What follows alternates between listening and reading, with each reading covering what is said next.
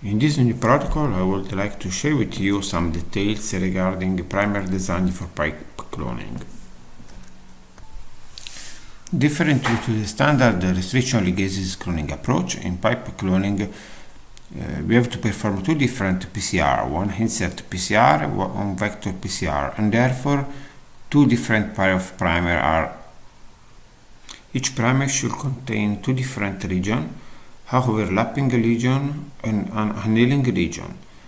The overlapping regions are present in both couple of primers and are essential to promote the annealing between the high PCR and the VPCR, and therefore are essential for the pipe cloning results.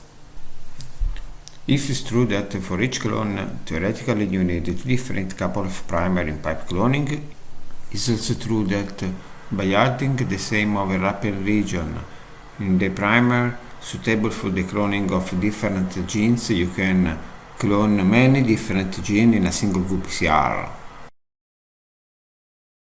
Pipe cloning is applicable to any vector, no specific vector are required. And as you can see in the slide, once a specific vector is selected, just by designing different primer for the VPCR, you can produce different protein form. For example, native protein is tagged at the term or at the end term.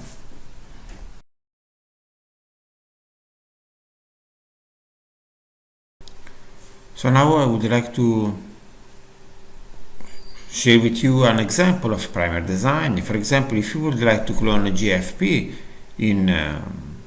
with pipe cloning, for example in the PET16B vector, first of all we have to find and download the gene sequence of GFP from a database, as for example NCBI or Ensemble. And after this we can select the region where we would like to design the primer and calculate the melting temperature of the region, the selected region.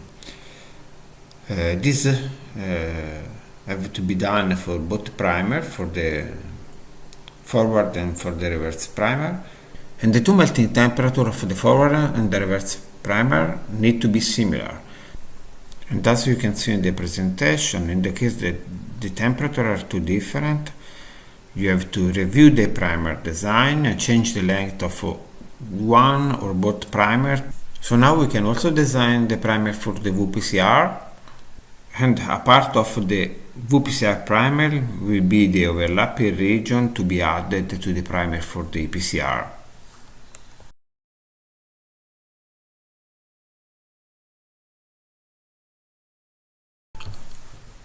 Pipe cloning could be used also for perform a gene deletion, single point mutagenesis, or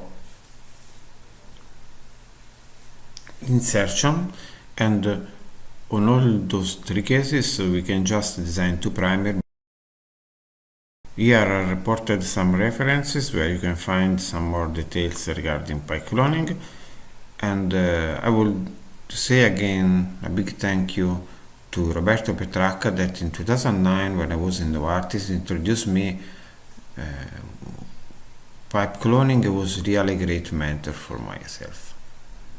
Thank you to everyone for the attention. Ciao ciao.